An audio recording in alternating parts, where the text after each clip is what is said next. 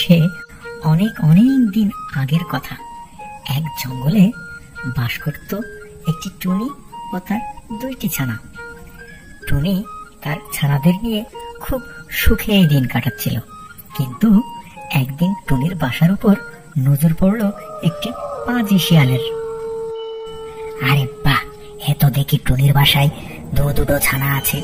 যাই, টুনিকে বোকা বানানোর চেষ্টা করি। ও কি নাদুস নুদুস ছানা, আমাকে আজ খেতেই হবে। টুনটুনির পাখির মাংস কত নরম আর সুস্বাদু হয় তা কেবল খেলেই টের পাওয়া যাবে। আমাকে খেতেই হবে ওর ছানা দুটোকে আজকে। এই বলে শিয়াল ঝোপ থেকে বেরিয়ে টুনির বাসার নিচেই গেল আর টুনিকে বলতে লাগলো, এই বেটা টুনি, তোর ছানাগুলোকে নিজেই ফেল, তা না হলে আমি যদি গাছে উঠি তাহলে কিন্তু তোর ছানাদের সাথে সাথে তোকেও খেয়ে ফেলবো। কেন, তুমি কি বানর নাকি সাপ যে গাছে উঠবে? তুমি তো একটা শিয়াল, তুমি কিভাবে গাছে উঠতে পারো? আমাকে কি বোকা পেয়েছো নাকি যে তোমার ভয়ে আমি আমার ছানাদেরকে নিচে ফেলবো? ক্ষমতা থাকলে উপরে আসো, উপরে এসে আমার ছানাদেরকে খেয়ে যাও। এখনো সময় আছে, তোকে ভালো করে বলছি, ভালোই ভালোই তোর ছানাদের নিজেই ফেল, তা না হলে সত্যি সত্যি তোর বাসার উপরে উঠে যাব, তখন তোর ছানাদের সাথে তোকেও খাবো।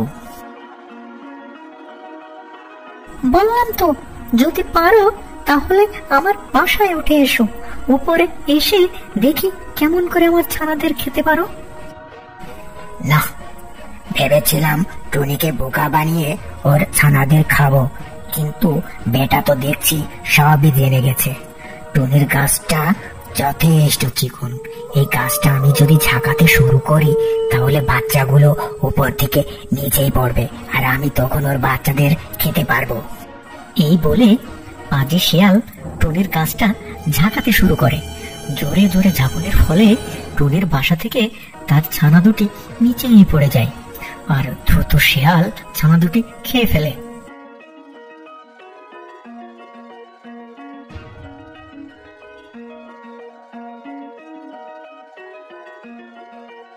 দেখলি তো টুনি, তোর ছানাগুলোকে আমি খেয়েই ছাড়লাম, মাঝখান থেকে তুই বেঁচে গেলি। আমি যদি সত্যি সত্যি গাছের উপরে উঠতে পারতাম তাহলে তোকেও খেয়ে নিতাম। আমি এখন যাই, আবারও তুই ডিম পাড় আর বাচ্চা ফোটা, তারপর আমি আবার আসবো, তোর ছানাদের খেয়ে যাব আমি। তুমি খুবই পাজি একটি শিয়াল, আমার ছোট ছোট ছানাদের খেয়ে কি লাভ হলো তোমার? তোমার তো পেটও ভরলো না, তাহলে কেন তুমি আমার ছানাদেরকে খেলে? আরে বেটা, তুই কি বুঝবি?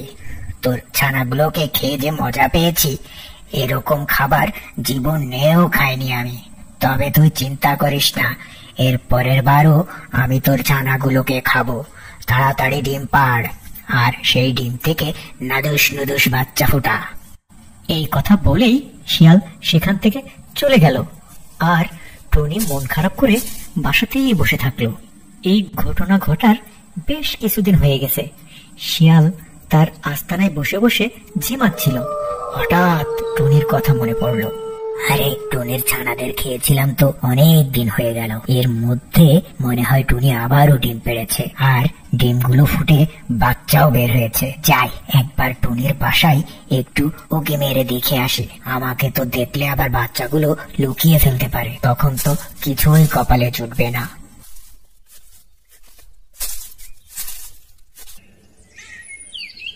এই বলে শিয়াল গেল টুনির বাসায় আর এদিকে টুনি আরো দুটি ছানা ফুটিয়েছে। আগের মতোই টুনি তার ছানাগুলোকে পাহারা দিচ্ছিল। দুষ্টু শিয়াল ঝোপের আড়াল থেকে দেখলো টুনির বাসায় আগের মতোই নাদুস নুদুস দুইটা ছানা। আরে ওই তো টুনি দেখছি আবারও দুটো ছানা ফুটিয়েছে। না না না, দেরি করা যাবে না, টুনির কাছে যাই, গিয়ে টুনির ছানা দুটোকে চাই, ভালোই ভালোই যদি দিয়ে দেয় কিছুই বলবো না, আর যদি না দেয় আগের মতো আবারও গাছ ঝাঁকুনি দিতে শুরু করব, তাহলে একা একাই ছানাগুলো নিচেই পড়ে যাবে। এই বলে শিয়াল ঝোপের আড়াল থেকে বেরিয়ে এসে আবার টুনির বাসার নিচেই গেল আর টুনিকে ভয় দেখিয়ে বলতে লাগলো, কে রে টুনি, এ তো দেখছি আবারও দুটো ছানা ফুটিয়েছিস। বলেছিলাম না আমি আসবো, ঠিক চলে এসেছি। নে, ভালোই ভালো তোর ছানাগুলোকে মাটিতে ফেল, আমার অনেক ক্ষুধা লেগেছে। আমি তোমার কাছে হাত জোর করে মিনতি করছি, তুমি আমার ছানাগুলোকে খেও না। আমার ছানাগুলো নির্দোষ আর নিষ্পাপ, ওরা তোমার কি ক্ষতি করেছে? তুমি ওদেরকে খেও না ভাই, কমসে কম এই ছানাদেরকে এবার ছেড়ে দাও তুমি। দেখ টুনি, এখনো সময় আছে, আমি তোকে কিন্তু ভালোই ভালোই বলছি, ছানাগুলোকে নিজেই ফেল। আর কাকতি মিনতি করে কোনো লাভ হবে না, আমি তোর ছানাগুলোকে খাবই। ভালো এটাই হবে যে তুই তোর ছানাগুলোকে তাড়াতাড়ি নিচেই ফেলা। আমি তোমার কাছে হাত জোড় করে ভিক্ষা চাইছি, তুমি আমার ছানাগুলোকে ছেড়ে দাও ভাই। আমার ছোট্ট নিষ্পাপ বাচ্চা, এবার তো বাঁচার সুযোগ দাও তুমি। বুঝতে পেরেছি, সোজা কথাই কাজ হবে না, আবারও গা ঝাঁকাতে শুরু করি তাহলে, এই ছানাগুলো মাটিতে লুটিয়ে পড়বে। এই বলে শেয়াল টুনির গাছটা ঝাঁকাতে শুরু করে। জোরে জোরে ঝাঁকুনির ফলে বাসা থেকে তার দুইটি ছানা আবার নিচেই পড়ে যায়। আর দ্রুত শেয়াল ছানা দুটি খেয়ে ফেলে। তারপর শেয়াল তার আস্তানায় ফিরে গেল। টুনি মন খারাপ করে তার বাসাতেই দাঁড়িয়ে থাকলো।